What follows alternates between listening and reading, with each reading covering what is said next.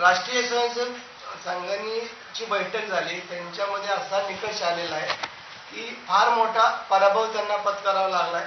म्हणून आता राज्यातील गणित जे जुळवण्याकरता प्रयत्न केले जात आहेत आणि एका बाजूला शेतकरी आणि सर्वसामान्य वर्ग जी खोटी आश्वासनं दिली जात होती, याला मोदीला टाळून महाविकास आघाडीकडे झुकताना दिसतो.